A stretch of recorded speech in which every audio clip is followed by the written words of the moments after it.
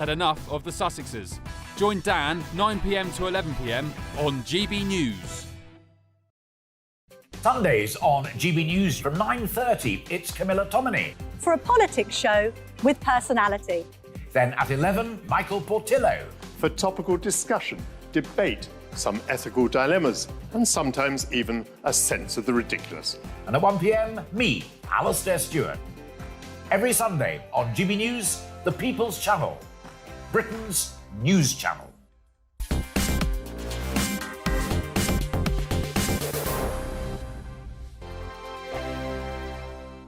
I'm Mark Dolan. Join me at 11 on GB News for Headliners, in which I'll be joined by two of the UK's top comedians discussing tomorrow's papers. If it's an important story, we'll cover it, but we'll have some fun along the way. Headliners, the late-night paper review that won't send you to sleep like the others will. 7 nights a week at 11 p.m. on GB News.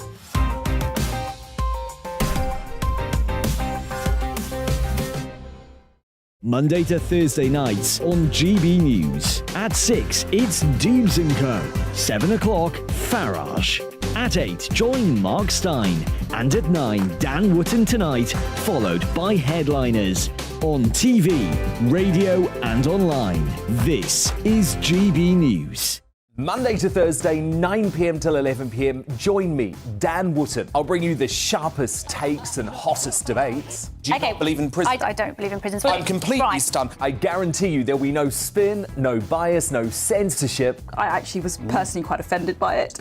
And no reason to go to bed. So I guess they've always been quite woke. That's Dan Wootton Tonight on TV, radio and online. Monday to Thursday from 9 p.m. till 11 p.m. on GB News. The People's Channel, Britain's news channel. Join me, Lawrence Fox, on GB News. Frank, fun, fearless, and sometimes serious. Much as I love a Friday night punch-up, what I really want is a battle of ideas. I want to look at things differently. I want to hear different voices and engage with your unique experiences. Every Friday at 7 p.m. on GB News.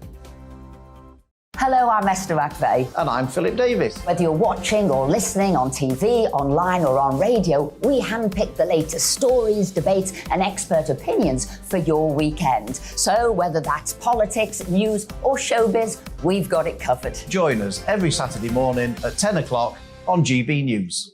Join me every Sunday at 6 p.m. for Gloria Meets. In exclusive interviews, I'll be finding out who our politicians really are and what they really think. It's something that you would never want anyone to suffer. I didn't know what channels there were. I didn't think I'd be believed. I must have weighed about 7 stone and I'm 5'8". My instincts was to sort of cover this up. I mean, clearly that was a mistake. Join me every Sunday at 6 p.m. on GB News, the People's Channel, Britain's news channel. Hello there, it's Eamon Holmes here from Breakfast on GB News. We're not just on your television and your screens, you know. We're on DAB plus digital radio, so you can listen to your favourite shows on the move. If you've not yet listened to GB News Radio, it's very simple. We're on your radio player and tune-in apps, on your smart speaker, phone or tablet, or online at gbnews.uk. Take us with you wherever you go. GB News Radio. You never have to miss a moment of the People's Channel.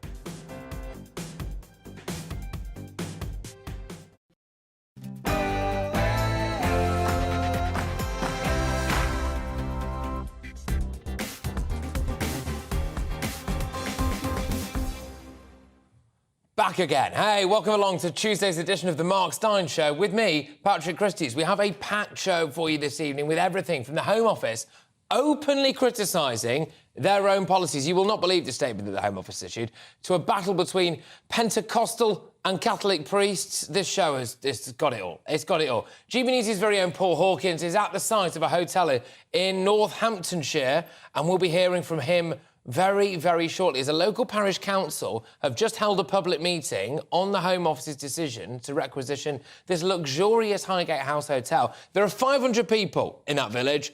They want to introduce 400 asylum seekers. It's absolute madness. Anyway, should Britain be the first country to send their tanks to Ukraine? We're asking that. Would it start a domino effect and encourage the US and others to do the same? Or actually, would it just start World War III and we might all die? Russia expert and historian, Emeritus Professor Geoffrey Roberts will be here to give his hot take. And as Business Secretary Grant photoshops, unveils his plans to require a minimum level of service for essential workers. It's basically kind of anti-strike law, even though they're not calling it that. We'll be asking questions about the right to strike with Social Democratic Party leader William Clouston. Are there some jobs where you forfeit your right to strike by virtue of doing that job? That's what I'm asking. And finally, not for the first time on this show, it is the clash of the clergymen. That's right. We've pitted priest versus priest in a way. The Church of England have committed £100 million to fund a dedicated thing, basically, compensating the historical wrongs of slavery. We'll get both sides on that. They've gone all woke. Do they need to? Absolutely not, in my opinion. But anyway, don't forget the most important part of the show, of course. It's your views. Send them my way. gbviews@gbnews.uk. And, of course, you get to give me a good pummeling. Yes, that's right. Pummel Patrick is coming your way. Just ask me any question you want and I will answer it. It's gbviews@gbnews.uk. But now, it's your headlines with Polly Middlehurst.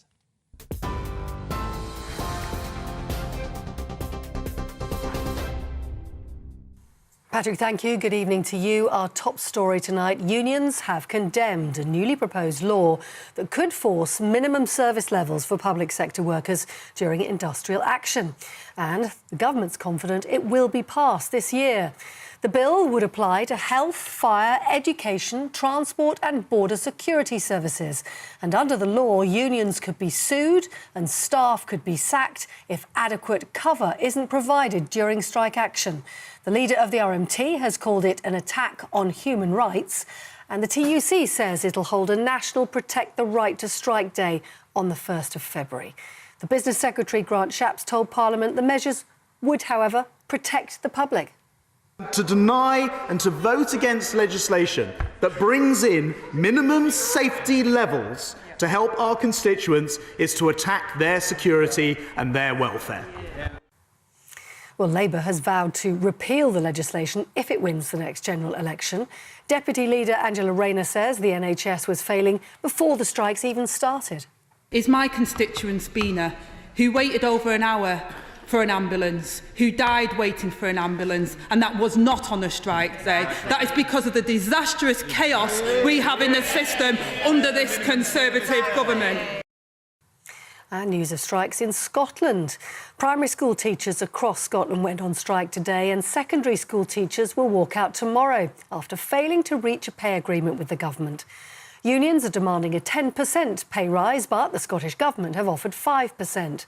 Scotland's Education Secretary says she'll leave no stone unturned to find a quick resolution. The family of a British man who's gone missing in Ukraine say they're very worried and concerned about his health and whereabouts. Ukrainian police say Chris Parry, who's 48, and another Brit, Andrew Bagshaw, who's 28, are both voluntary workers. It's understood they left the city for Kramatorsk for the town of Soledar on Friday and went missing on Saturday evening. The region's currently under intense fighting between Kyiv and Moscow's forces. And here, Prince Harry's memoir, Spare, has become the fastest-selling non-fiction book ever, with 400,000 copies sold today alone. GB News, though, has uncovered some potential inconsistencies. For example, in the book, the Duke of Sussex says he heard about the death of the Queen Mother, his great-grandmother, from a phone call whilst he was at Eton. But photographic evidence seems to show the Prince returning from a skiing trip to Switzerland with his father and his brother at the time. Representatives of the Duke have been contacted for comment, with so far nothing forthcoming. You are up to date on TV, online, DAB+ radio. You're with GB News, the People's Channel, where now it's time for Patrick Christis.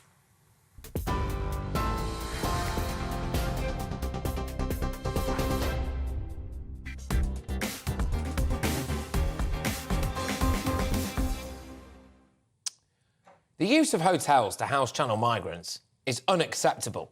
Not my words, the words of the Home Office. We reached out and asked them for a comment on the fact that 400 asylum seekers are about to be dumped in a village of 500 people against the wishes of basically everyone in the local area. And they literally said, the use of hotels to house asylum seekers is unacceptable. You're the ones doing it, lads. This is a thing you're doing. You are doing the unacceptable thing and you just continue to do it. It's like George Bush, as the bombs drop on Baghdad. Oh, the invasion of Iraq is just totally unacceptable, isn't it? Like Charles during the Diana years. My affair with Camilla, totally unacceptable. Joseph Stalin, gulags. Gulags are completely unacceptable. The Home Office is right. It is completely unacceptable. It is unacceptable that so many city centre hotels are full of asylum seekers, and now people in rural areas will have hundreds of young men dumped in the only hotel in the area so they can just hang around all day smoking and loitering. Can you imagine being an estate agent in Cretan in Northamptonshire, which is where we're going to go to shortly? You know, here we have a lovely £1 million property. It's big, it's spacious, it's open, it's got an open plan kitchen, living area, lovely back garden, 4 bedrooms. And what makes this property really unique is that it comes with 400 asylum seekers hanging around aimlessly on your front lawn. Yeah, the local area is really good, it's diverse. It would look like the UN, wouldn't it? Can you imagine the census in Cretan next time round? The Home Office can call it unacceptable, but the fact is, they keep on pressing ahead with this policy. And they're being clandestine about it as well, not publicising their plans to the local area until it's too late. But this isn't just unacceptable. For the Tories, this is suicide. It's absolute suicide. If it is true that the Home Office is actually trying to purchase the hotel in Cretan, apparently it's in the region of around £5 million, by the way, so you and I now will all own a hotel, because it'll be taxpayers' money, won't we? Then what does that tell you? Yeah, if they buy this hotel, what does it tell you? Well, it tells you that it will set up a permanent centre there. Cretan will become an asylum seeker dumping ground. Now that this is really starting to pinch in the countryside and rural areas, I think people will finally stand up and say enough is enough. People are well within their rights to say that they don't want their quiet, lovely, picturesque town turned into a giant dumping area for people from Albania. When you really break it down, it is nothing short of absolutely disgusting that this government will tell people that their entire place of residence will change irreversibly overnight, that they will become less safe, the value of their house will go down, and in the middle of a cost of living crisis, their taxes are going up so they can pay for these people to live in a 17th century manor house, and their local council tax will go up as well, so these total strangers can live here rent-free. Just break that down. It is disgusting. It isn't just unacceptable, it is disgusting, and it has to stop. It has to stop. People have had enough. I'm joined now by GB News' national reporter, Paul Hawkins. Paul, it's shocking stuff what's going on there. Now, you've been to a parish council meeting, haven't you, really, to the public in Cretan. What's actually taken place there? Yeah, so right now at the Cretan Village Hall, there are about 100 people meeting, including representatives from Northamptonshire Police, from West Northamptonshire County Council, as well as the Parish Council, which is chairing the meeting. And they're essentially members of the public, people who live in Cretan, are being allowed to voice their concerns. I spoke to the chair just before the meeting, actually, and representatives from West Northamptonshire County Council, and essentially what they're saying is they're repeating the word that you've just mentioned, which is that it's unacceptable and it doesn't make sense, not just for the people who live in the village, about 500 of them, having 400 extra people, 400 extra migrants put in a hotel nearby. It doesn't make sense for the migrants either, because there is literally nothing else in Cretan. There are no pubs, there's nothing except one village shop, so there's nothing for them to do. There'll be nowhere for them to go except staying in this hotel that's behind me right now, Highgate House Hotel, which has 84 ensuite bedrooms. It's got a gym, it's got 6 acres of land. It's been closed for about 2 years. The new owners, though, according to the Parish Council, they've done this deal with the Home Office. It'll be managed by a company called Serco. There could be, and the chair of the Parish Council said possibly by the end of this week there could be some migrants moved into the hotel, but they're still waiting for confirmation on that. The local MP, Chris Eden-Harris, set up a consultation. He's had 450 responses through his website. Those consultations have been funneled to the Home Office.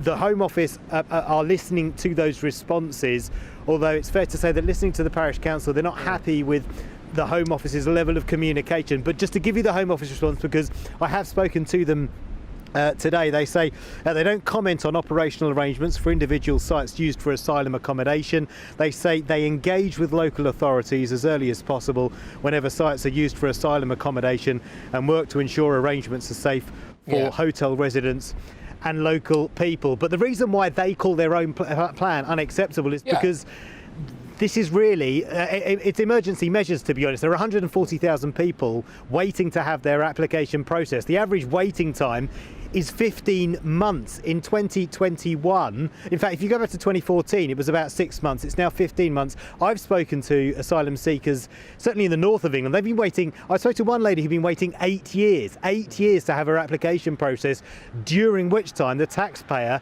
has had to fund her accommodation. Well, and this during is which time, it. of course, she's not been able to work. Yeah, this is exactly exactly. The taxpayer again picking up the tab at every single moment in time. Now, you were in that meeting, but what was the general mood like? I get what people are saying, but are people just frustrated? Are they quite concerned? I mean, this might be an area they've lived in for their whole lives, and obviously maybe retired there or whatever. What was the general level of anger or frustration?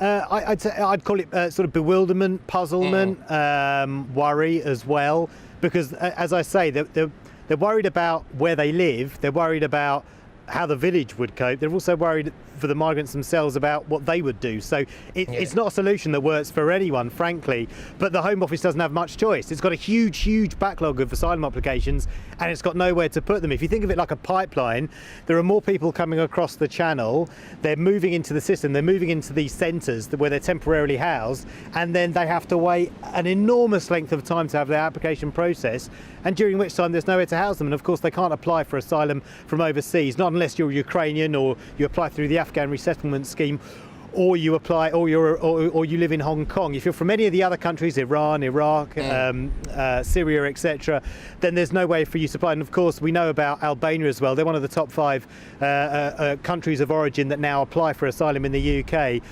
And that's a new phenomenon, and a lot of Albanians are coming here seeking economic for economic reasons. So, you know, it's been a situation that's been brewing for many years. A lot of factors are coming together, and now we've reached this pinch point where rural areas like this are having to bear the brunt of it.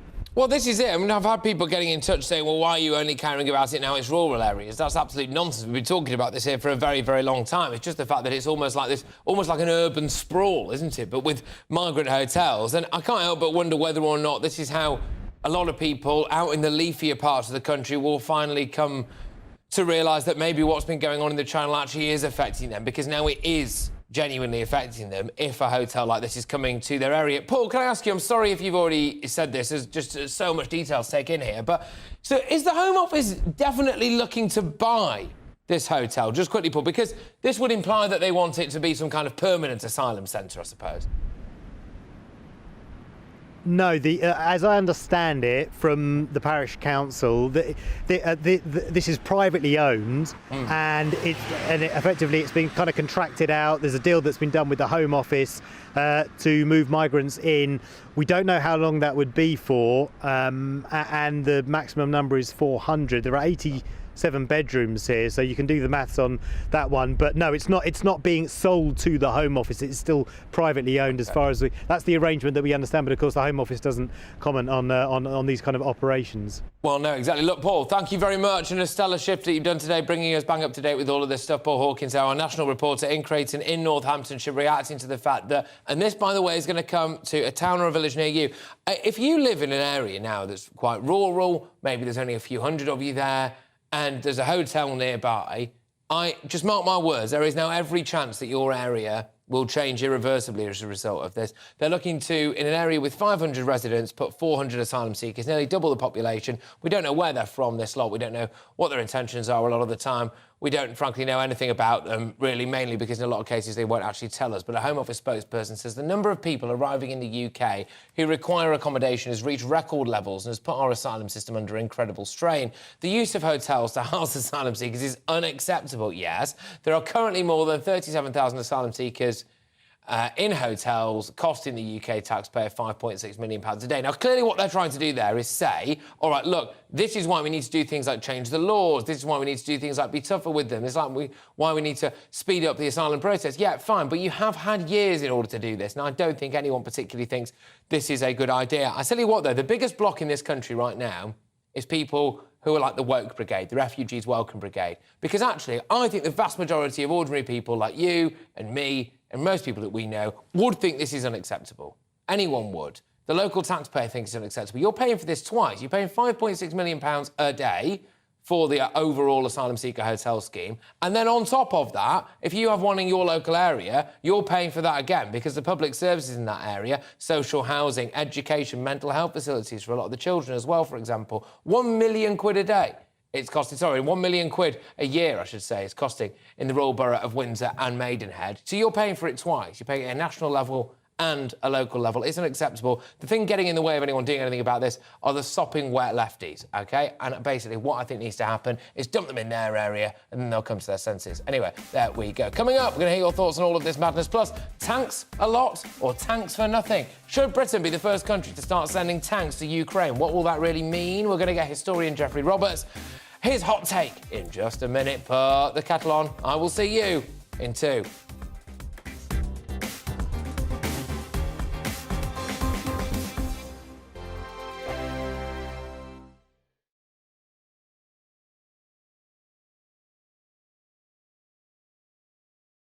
Monday to Thursday, 9 p.m. till 11 p.m. Join me, Dan Wootton. I'll bring you the sharpest takes and hottest debates. Do you not believe in prison? I don't believe in prisons. I'm completely stunned. I guarantee you there'll be no spin, no bias, no censorship. I actually was personally quite offended by it. And no reason to go to bed. So I guess they've always been quite woke. That's Dan Wootton tonight on TV, radio and online. Monday to Thursday from 9 p.m. till 11 p.m. on GB News. The People's Channel, Britain's news channel.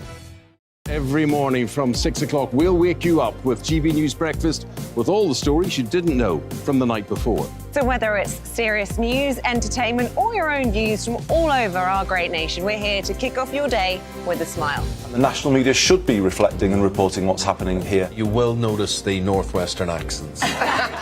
Whether you're with us on TV, radio or online, every morning it's breakfast from 6 a.m. Hope you can join us. Join me every Sunday at 6 p.m. for Gloria Meets. In exclusive interviews, I'll be finding out who our politicians really are and what they really think. It's something that you would never want anyone to suffer. I didn't know what channels there were. I didn't think I'd be believed. I must have weighed about 7 stone and I'm 5'8". My instincts was to sort of cover this up. I mean, clearly that was a mistake. Join me every Sunday at 6 p.m. on GB News, the People's Channel, Britain's news channel.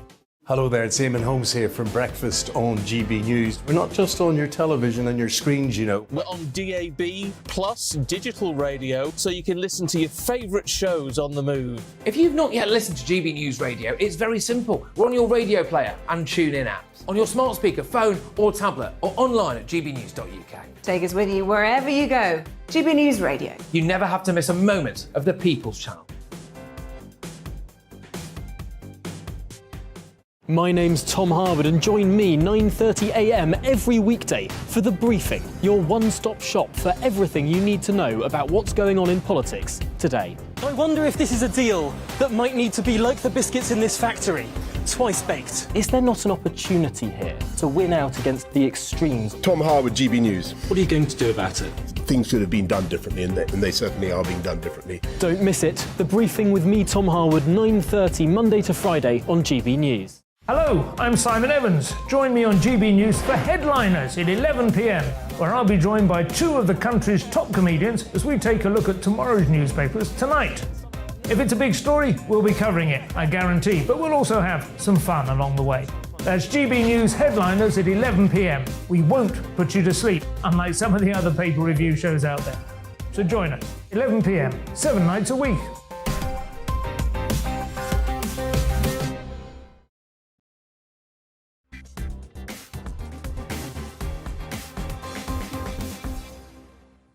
Right, well, before anything else, let's hear what you had to say. We asked you, is the Home Office's migrant hotel policy really unacceptable? And Roger said, I work away from home every week. My regular hotel is now housing migrants. Hotel prices have shot up in the area. I can't claim the cost back for my customer. I have to absorb the costs as I'm self-employed and need the job. Yeah, absolutely 100%. People who owned businesses as well, or run businesses or travel for business, I think would often deliberately not have stayed in, like, the most expensive hotels. And now some of those hotels, migrants are just in free of board, aren't they? But anyway, a Twitter user says, the question is, how is it possible to keep taking limitless migrants and expecting the public to accept this without a reaction? Well, frankly, just think about this. We have basically, up until now, pretty much accepted it without a reaction, and we continue to do so. I mean, the reaction is pretty mild. A parish council meeting somewhere in Cretan at the minute where people aren't even that angry about the fact that of their area, which contains just 500 residents, 400 asylum seekers are going to be dropped without any consultation whatsoever from the Home Office, and the local taxpayer is going to have to pay if those people use the local services as well. I mean, the idea that we're some kind of, like, frothing, racist, hate-filled country, I think has been shot, hasn't it? There's a little bit of NIMBYism, but when it comes to that, I think that's fair enough. It is different to people who move next door to a pub and complain about people in the smoking area, isn't it? We are talking about 400 people just overnight being dropped into a particular town. Anyway, we're moving on from that. Britain is considering sending 10 of our Challenger 2 tanks to Ukraine. I want to know whether or not you think we should be sending tanks to Ukraine. So 10 may not sound like much, but that would make us the first country to send these heavily armoured main battle tanks to Ukraine. The government is hoping this will set a precedent, and the Americans and the Germans will step up and start sending a squadron of N1 Abrams and Leopards that Kiev has been requesting. Could that turn the tide in Zelensky's favour and bring the NATO dream of Ukrainian victory a little bit closer? I can't help but wonder whether or not this is slightly dangerous as well, though, and value for money, anyway. But, of course, you're not really allowed to ask about an audit of the money in Ukraine, are you? Otherwise, it's massive issues, isn't it? Or will this simply prolong the immense suffering caused by a war that at some point will most likely be resolved around the negotiation table? With us to discuss this is renowned Russia specialist and emeritus professor of history at the University College Cork, Professor Geoffrey Roberts. Great stuff, Geoffrey. Thank you very much. I'm aware you've been sitting on the line for a little while. So, should we send tanks to Ukraine? But the answer to that question is no, we shouldn't. What we should be doing, doing whatever we can to actually seek a ceasefire and some kind of peace settlement. If it hadn't been for Western military support for Ukraine, this war would have been over months ago, and hundreds of thousands of people's lives would have been saved. I think you have to place this recent British decision in the context of decisions by other Western governments, the Americans, the Germans, the French, are also saying they're going to send tanks and armored cars to Ukraine. Now, I don't know whether the Brits will beat the Americans, French and Germans to it and the Challengers will arrive in Ukraine before theirs, or whether they'll arrive at two. But what I do know is that the Russians have destroyed thousands of Ukrainian tanks and armoured cars, and I've no doubt whatsoever they'll do the same for these Challenger tanks and any other equipment the West sends into Ukraine. Sending tanks, armoured cars is going to do nothing whatsoever to change the strategic situation on the ground in Ukraine. Yeah, I mean, actually, to be honest with you, I'm wondering whether or not it could make it quite a lot worse, because if it angers Putin, or now they can legitimately say, well, this is a whopping great big escalation. If Putin has gone a bit mad and all of this stuff, I mean, it could escalate the whole thing, couldn't it? I think, I don't think it's a dangerous move in itself, because what's being proposed is to send a very limited amount of Western military equipment, which will probably take months to actually reach the front line, and won't make much a difference to the outcome of the various battles that are going on anyway. What worries me about it is what the West is going to do next. There's a lot of talk about supplying Ukraine with long-range missiles, which can hit the Russian mainland. Are we going to see Western technicians on the ground? Well, this is the other thing I was going to say. This is exactly the other thing that I was going to say, which is, OK, the tanks go there, and then all of a sudden, as you've said, then it's Western technicians that need to be on the ground, or people need to teach, and then it is boots on the ground, isn't it? We are edging closer and closer towards parts of, well, the West, I suppose, maybe just openly being at war with Russia, aren't we? Yes, broadly, I think you're right. I mean, that's what worries me about this. Is this latest decision, not what impact they're actually going to have militarily, but their impact psychologically. Yeah, because throughout this whole war, there's been a pattern of de-escalation of Western military aid to Ukraine. Now, there are some people who argue, some very hawkish elements of the West who argue, well, the West can do what it wants because Putin has no red lines, and whatever he might say, he's not going to respond in any overly provocative way to what we do. No, I think that's completely wrong. Yeah, now, Challenger tanks, I think people were probably a bit sick of every now and again, every 2 minutes, we could have a catastrophic crisis in this country. There's every chance that at that moment in time, our Prime Minister happens to be in Kiev meeting Zelensky, isn't there? It seems to be quite literally the get-out-of-jail card. Every single time there was some issue here. Where is he? Where's he gone? Oh, he's in Ukraine. All right. And I think the British public were a little bit sick and tired of this open check. There you go, Volodymyr, have a bit of that. But tanks, we look at it now and we just don't see just random sums of money being sent there. It's actual tanks. I wonder whether or not this makes it more palatable to people. That's the important point you just made there. I mean, this decision about the Challenger tanks and the other West decision is not so much a military move or a military escalation. It's about politics. It's about Western politicians saving face, because the tide of the war in Ukraine has turned in Russia's favour. Western decision makers see on the horizon, or maybe not on the horizon, maybe in the relatively near future, the possibility of a Putin victory in Ukraine. And Western political leaders don't want to be left in a position where the finger can be pointed and said, oh, you didn't do enough to Ukraine. Why didn't you send your tanks? Why didn't you send your arms? So I think this is a very, very political move. A token effort. But as you said, go on. But as you said, it's dangerous in terms of the potential for future escalation. It's not this move that worries me. It's what the West might do next. So actually, in a way, look, the whole thing about this Ukraine war, which is why from the very beginning I've been arguing that we need to stop it, is this danger of escalation into an all-out war between NATO absolutely. And I'm inclined to say that actually the most dangerous period of the escalation is actually coming now. As the war in Ukraine is coming to some kind of conclusion militarily, then so the danger of some kind of existential escalation of the conflict is presenting itself. So very Jeffrey, dangerous. I agree. Very reckless decision by the British government if they do go ahead with this challenging decision. Yeah, I agree, and I think they've rolled the wicket for this, because when it first kicked off, everyone was like, oh my gosh, and we've been sending them stuff for a little while now. We've had 100,000, probably more Ukrainian refugees as well. And so actually now, the idea that we're sending tanks there isn't potentially quite as shocking as maybe it should be, and the serious consequence of it might be swept under the rug a bit. Very quickly, very finally, Jeffrey, I spoke a lot at the top of the show about the amount that the British taxpayer is having to pay at both a national and a local level when it comes to our asylum seeker policy in hotels, and also accepting massive, whopping, great big demographic change in their areas as well. Now you and I are here talking about money, etc., being sent abroad without any public consultation, it would seem, including actually weaponry as well. Do you think the British taxpayer has a right to be concerned about this?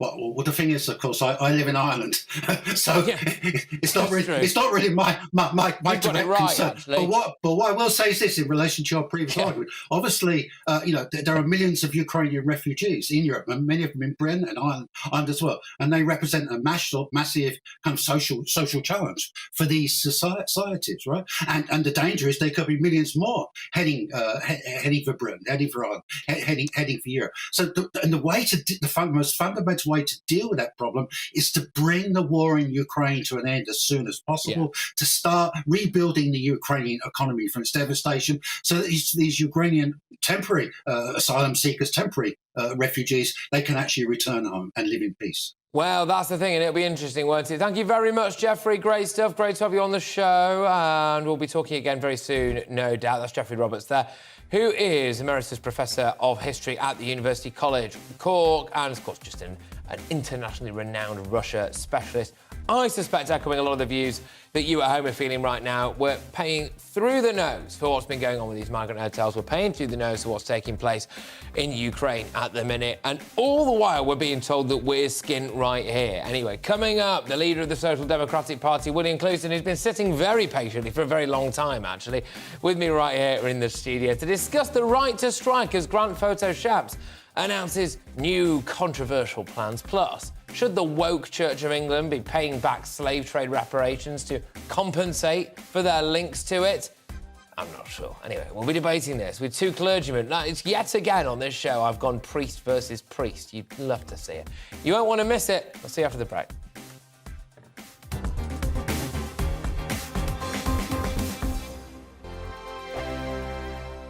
We are GB News, and we'd like to say thank you to each and every one of you for bringing us your conversations, for helping our great nation find its voice. We are here for you on radio, television, and online, across England, Scotland, Wales, and Northern Ireland. It's not the BBC, you actually get your facts right. We are proud to be GB News, the People's Channel, Britain's news channel. Hi there, it's Stephen and Anne. At breakfast from 6 a.m, you'll always be caught up with everything you need to know, the latest headlines, opinions and debates. We'll bring you the good news and the bad, but most of all, we're here for you. Remember, send in your views and let us know what you would like us to talk about. That's because we're your news channel. And every morning at 6 a.m, it's breakfast on GB News. Monday to Thursday on GB News, it's Bev Turner Today from 10 a.m. We're going to be here for you, our GB News family, to keep you up to date, but also make you smile. There's a guy who went from puberty to adultery. And I can't wait to bring a few of my own opinions. I have no time for cultural totalitarianism. We'll engage in passionate, but always polite debate, with your thoughts and opinions at the centre of it all. Only on GB News, the People's Channel, Britain's news channel. Join me, Nana Akue, Saturday and Sunday afternoons on GB News. Expect fiery debate and passionate discussion as me and my panel tackle some of the biggest topics hitting the headlines. It's a place for everyone's opinion. No one gets cancelled, but no one gets an easy ride. Oh, she's on it today! Be ready for conversations that are fierce, frank, and of course, fun. Every Saturday and Sunday afternoon from 4 p.m. on GB News, the People's Channel. Join my show Farage, 7 p.m. till 8 p.m. Monday through Thursday, and there you will get opinion, analysis, debate, and I'll cover stories that nobody else dares to touch. You've been cancelled. Join the club. Oh my goodness me! And then for the last 15 minutes, talking pints. Over a drink, we have a civilised conversation with someone. We very often disagree, but we do it in a grown-up way. Come and join me on Farage. We are GB News, the People's Channel. And right across the United Kingdom. You can find us on Sky Channel 512. Virgin Media Channel 604. Freesat Channel 216. Freeview Channel 236. And YouView Channel 236. You can also take us with you on DAB Plus Radio. With the GB News app and at the website gbnews.uk. We're absolutely everywhere. Come join us on GB News, the People's Channel, Britain's news channel.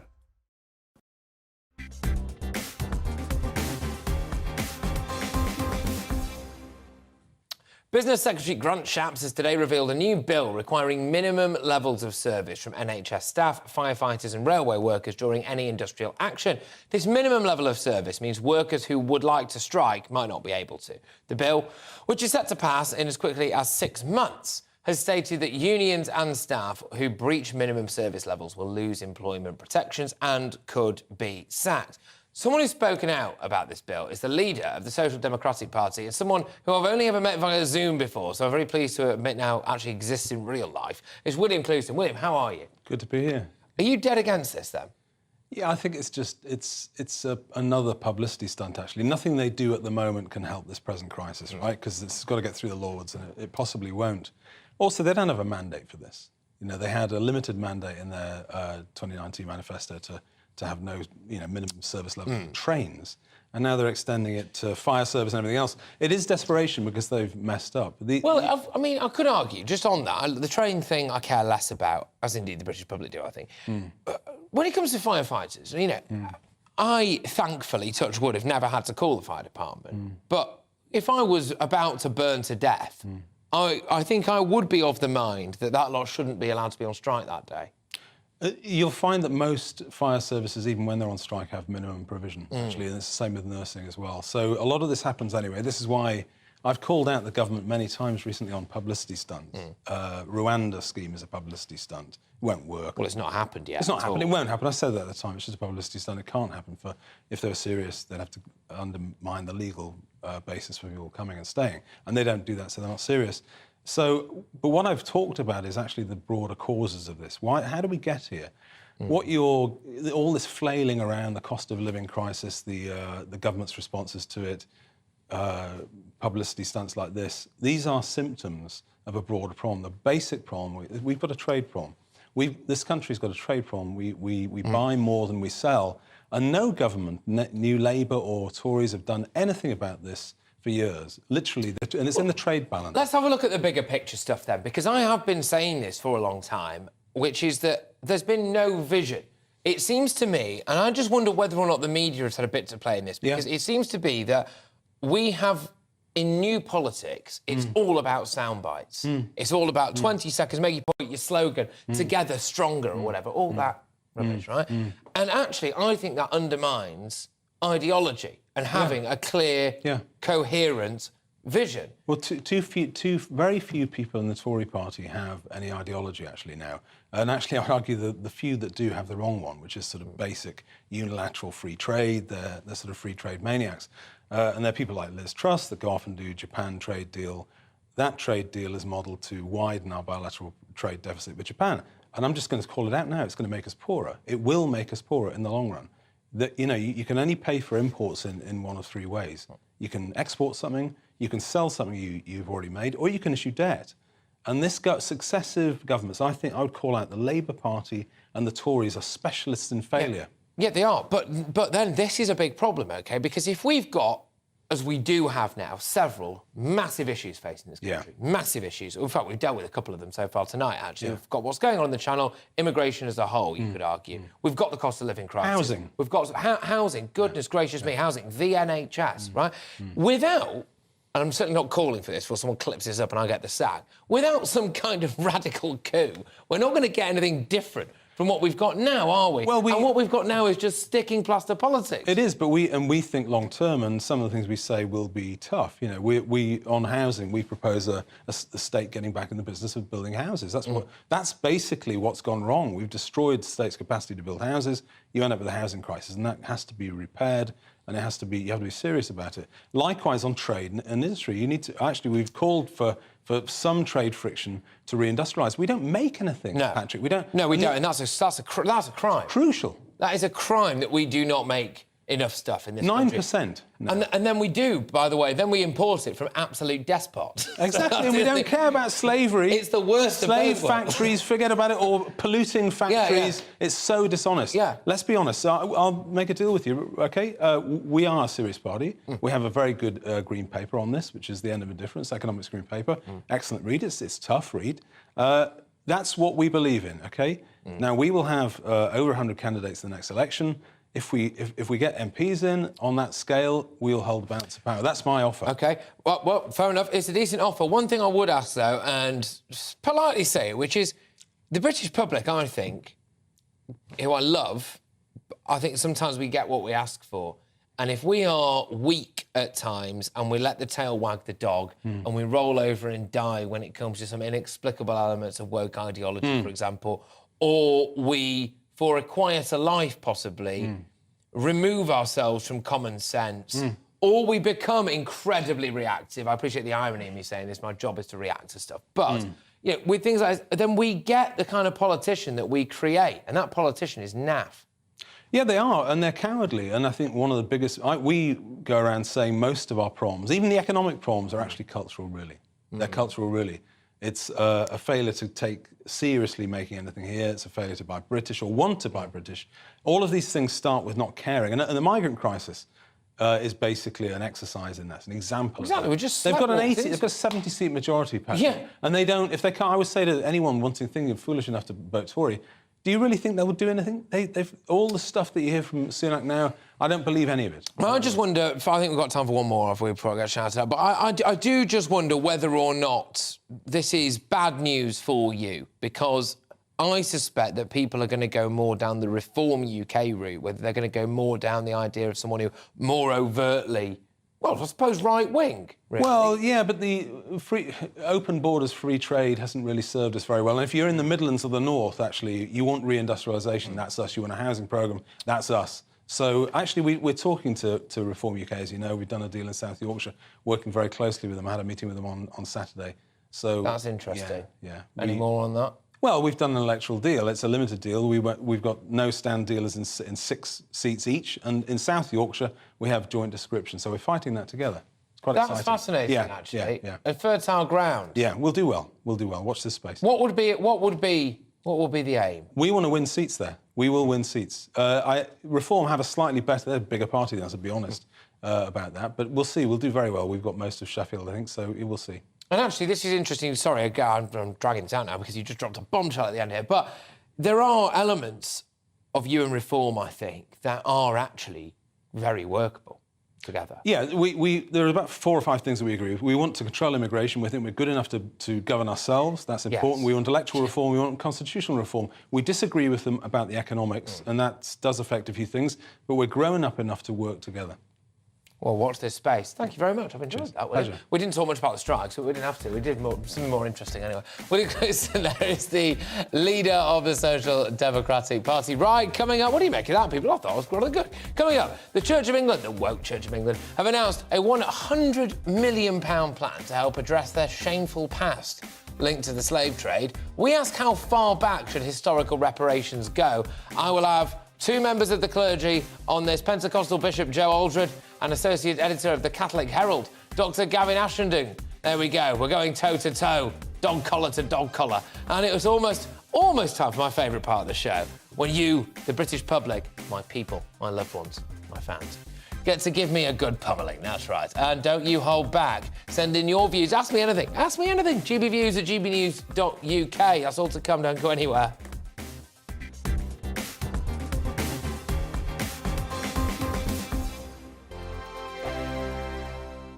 Monday to Thursday nights on GB News. At 6, it's Dubes & Co. 7 o'clock, Farage. At 8, join Mark Steyn. And at 9, Dan Wootton Tonight, followed by Headliners. On TV, radio and online.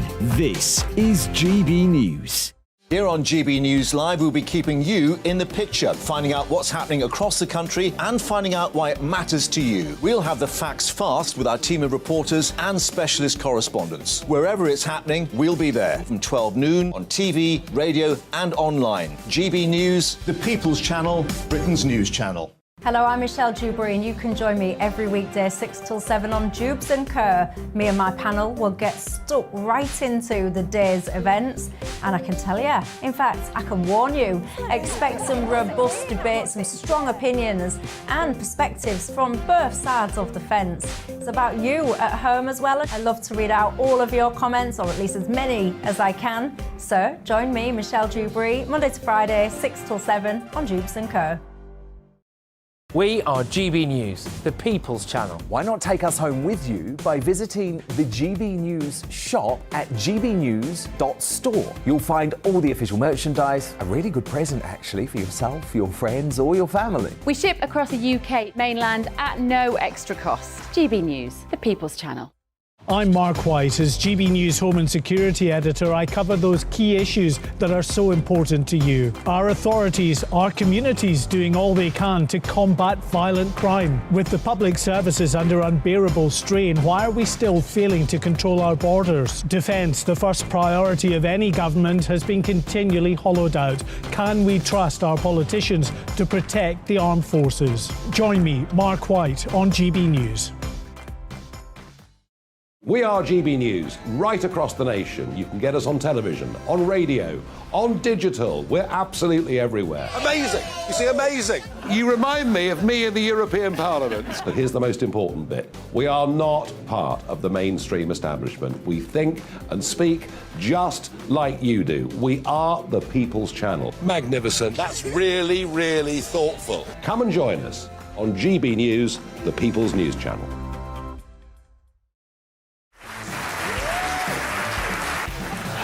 My name is Andrew Doyle, Join me every Sunday evening at 7 p.m. for Free Speech Nation.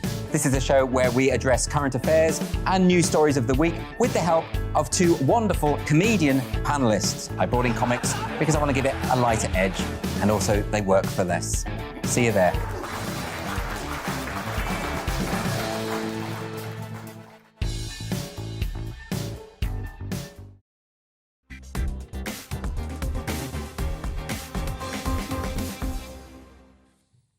Welcome back, everybody. Now, today, the Church of England have committed to setting up a £100 million fund to address past wrongs in relation to their links to the slave trade. Now, they are not calling it reparations, but a lot of people are saying it looks and sounds a lot like reparations. A report released today for the Church Commissioners revealed that the C of E's endowment fund, there's a joke in there somewhere, I won't make it, estimated to be worth around over £9 billion, can be traced back to Queen Anne's bounty, a financial scheme established in 1704 based on transatlantic chattel slavery and also the worst chocolate in the box. Everyone knows that bounties are terrible. Anyway, among the contributors to the Queen Anne's bounty was Edward Colston. Remember him? Off of the statue. We don't need to rake all that up again. Anyway, oh, we do. He was a slave trader whose statue in Bristol was toppled in 2020 by Black Lives Matter activists. Anyway, the church is not using the term reparations as the scheme won't compensate individuals, but will help focus on projects to improve opportunities for communities adversely impacted by the historic slavery. Anyway, how far back should we go? 1704 was when I read this date out now, 1704. Do we have to go this far back? Do we have to say sorry? Do people have to pay for stuff that happened then? Do you agree with historical reparations? Because frankly, the world seems to be going that way. This will not be the first and it will not be the last. Doesn't every country on earth have some kind of historical reparation that it needs to do? Don't the French owe us for the Norman invasion? What about the Italians for Roman rule? Here with me to discuss this now is Pentecostal Bishop Joe Aldred and Associate Editor of the Catholic Herald, Dr. Gavin Ashenden. Both of you, thank you very much. I will start with you, Pentecostal Bishop Joe Aldred. Do you think that what the Church of England is doing is right? Yes, I do. I think it is right. I would like to see more of it. They're not the only ones who are moving in the directions of what I will call reparations, and I think it's a good move. Your substantive question about how far do you go back? This is not a hypothetical thing for me personally. My ancestors, going back to the 16th century, were hauled across the Atlantic in the transatlantic slave trade, and if they were unlucky enough to arrive the other end, they'd be put to work as chattel slaves. And I do get that. Can I ask a question? Can I ask a question on that? I'll come to you, Dr. Gavin, in a second. But I think this is of vital importance, actually. And can I ask a question on this? So that is shocking, right? Obviously, absolutely shocking and terrible. And I don't think anyone alive today, realistically, thinks that that was anything other than despicable. Do people who are alive today have to pay for that? I mean, I am white, but my family, go back as far as you like, had absolutely nothing to do with the slave trade. Sure. When that slavery, that chattel slavery, was brought to an end in 1834, actually happened in 1838, the people who owned slaves were paid £20 million in that time's money. That money and all the other benefits from slavery, I'm afraid, permeate the entire country, and I would say several other Western countries who were also involved in the slave trade. So it's not just a historic issue we're talking about. We are saying that riches, that wealth is as present today as it was then. And the lack of wealth, as in my people were chucked out without any compensation for over 300 years of slavery, that poverty continues today. I'll come back to you. I will come back to you. We're going to go now to the Associate Editor of the Catholic Herald, Dr. Gavin Ashenden. Dr. Gavin, you've heard all of that. Your views? Well, the trouble is with wokery is it's single issue and virtue signaling. So I would like to say that my ancestors were captured, my white ancestors were captured by black slave traders. And I would like some reparation too, because between 1600 and 1900, 1.25 million Europeans were captured by Barbary pirates and taken to North Africa and sold into slavery there. So we have exactly the same histories. The numbers are even similar. And I'd further want to say we've paid already. To fund the 1833 Slavery Act, we took 40% of the national income. We borrowed to pay off, to buy slaves from their owners. We only finished paying that debt in 2014. How many times over would you like to pay? And the fact is that our white ancestors were enslaved by black slavers. It's the same history. You cannot use wokery in order to justify this and treat it as if it's a special pleading, a unique one-off case. Everyone's done slavery. Bishop Joe Aldred, I'll throw it back your way. I'm not sure about woke. I'm afraid I don't think I get that thrown at me every day. If you want to make a case, you're not woke. The Church of England's woke. Oh, I see. If you want to make a case for what you're saying, then make that case. I am simply making the case that money you talked about, that was indeed only completed, the payment of it by the government in 2015, I think, or 19. That money, not a penny of it, went to any of the slaves or the descendants of slaves. That money was borrowed to pay the slave owners.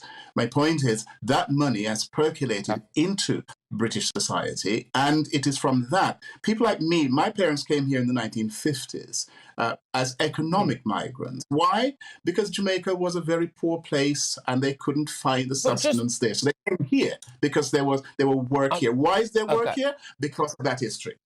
OK, I do understand that. I'm going to, yes again, throw it over to Dr. Gavin. Dr. Gavin, I don't want to sound too ignorant here, but I understand that whilst money is percolating around society today that can be traced back in one way or another to other things, realistically, aren't the people who are to blame and the people who suffered all dead? Yes, the problem is, with all due respect, the argument's just been repeated. You were right when you said in the first place that there is no statute of limitations to slavery. The Welsh have done it to the English, the Romans did it to us, the Russians are doing it to people. Slavery has been the normal way.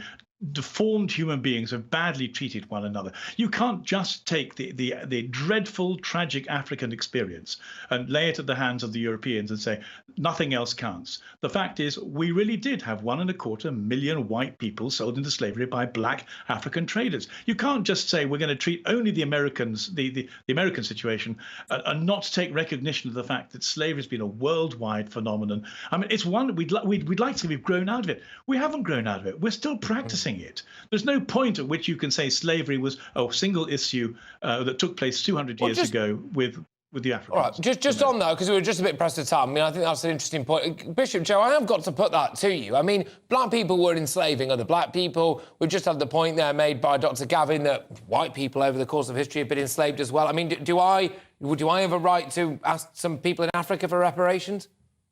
There is every evidence that slavery has been a phenomenon amongst human beings probably for as long as we have lived. There's no question about that. What we're talking about here is a situation where from the 15th, 16th century to the 19th century, 300 years, that black African slaves were exploited, and the money that they made, their free labor of over 300 years, was what helped to build this country. The point is, it isn't yesterday's conversation because the wealth of that time stretches into today. I get what you're saying. The poverty from that time stretches into today. I get the point that you're making. We're out of time, chaps. I could talk about this all evening, and thank you very, very much. I've thoroughly enjoyed it, and I know our viewers and our listeners will have done as well. Both of you, really insightful stuff from both different angles. Our Pentecostal Bishop Joe Aldred and Associate Editor of the Catholic Herald, Dr. Gavin Ashenden. I am sure that my inbox is kicking right off as a result of this. I'm going to go now to a statement from the Archbishop of Canterbury, Justin Welby, who's also the chair of the Church Commissioners. He said the full report lays bare the links of the Church Commissioners' predecessor fund with transatlantic chattel slavery. I am deeply sorry for these links. It's now time to take action to address our shameful past. To be honest, Justin Welby seems to get more and more woke by the day, doesn't he? Look, I did thoroughly enjoy what we were talking about there, but do not get me wrong. Or how far back does this go? And, of course, it's highly unfashionable, isn't it? It's highly unfashionable to say that actually some of the people that some black people should be seeking reparations from are, unfortunately, other black people because of the slave trade that was taking place in Africa. But there we go. Anyway, it's time for one of my favourite parts of the show. You get to ask me anything. It's time for Pummel Patrick. Right, OK, Edward says, my favourite chocolate bar is Cadbury's Boost, but since the rollout, sales have died down. would changing the name to Booster regenerate sales? Well, I said you can ask me anything. I mean, was this really the best you could do, Edward? No, and I don't care. No one cares. Full frame next. OK, we've got, if Harry said that he'd met Elvis Presley in his book, would the Sussex squad have believed his truth? Probably. I mean, he's not a million miles away from it. Some would argue that after his revelations to magic mushrooms, cannabis and cocaine, I mean, it might have been weird if he hadn't at some point seen Elvis. Anyway, up next is Dan Wootton. Dan's here. Dan, is he here? Is Dan here? Dan? Yeah, Dan's in, yes. Patrick. I haven't seen you for ages, Dan. How are you? I'm very good. Happy New Year. Happy New Year. I'm a bit exhausted today, Patrick, because I have spent hours and hours of my life that I will never get back reading Spare, and I get a little mention, Patrick, from Prince Harry. So I'm going to respond in my digest. And we've got a stellar lineup, actually. Angela Levin, Tom Bauer, Calvin McKenzie, Megyn Kelly, and we're going to give this thing the analysis you won't get anywhere else in the woke media. Oh, you absolute legend. Good stuff. See, I was in the documentary series on Netflix. You're in the book. I mean, it's good, but I don't like to go on about it. Right, that's all coming up after the break. You've got that wonderful show with the wonderful Dan Wootton. Now, that's it from me. As Mark Steyn says, by the way, Mark Steyn is on the mend. He's on the mend. He'll be back shortly. As Mark Steyn says, stay safe, stay free.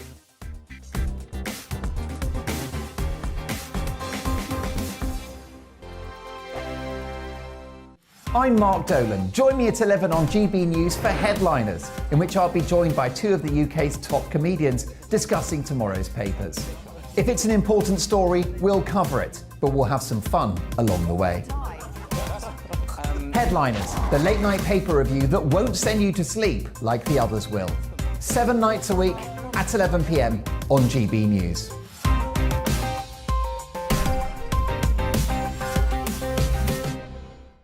Monday to Thursday nights on GB News. At 6, it's Dubes & Co.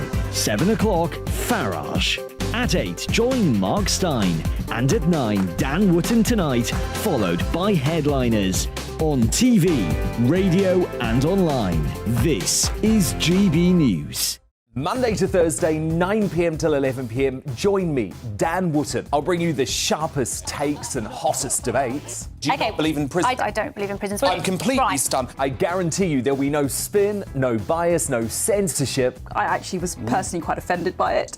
And no reason to go to bed. So I guess they've always been quite woke. That's Dan Wootton Tonight on TV, radio and online. Monday to Thursday from 9 p.m. till 11 p.m. on GB News. The People's Channel, Britain's news channel. Join me, Lawrence Fox, on GB News. Frank, fun, fearless, and sometimes serious. Much as I love a Friday night punch-up, what I really want is a battle of ideas. I want to look at things differently. I want to hear different voices and engage with your unique experiences. Every Friday at 7 p.m. on GB News. Hello, I'm Esther McVeigh. And I'm Philip Davis. Whether you're watching or listening on TV, online or on radio, we handpick the latest stories, debates and expert opinions for your weekend. So whether that's politics, news or showbiz, we've got it covered. Join us every Saturday morning at 10 o'clock on GB News. Join me every Sunday at 6 p.m.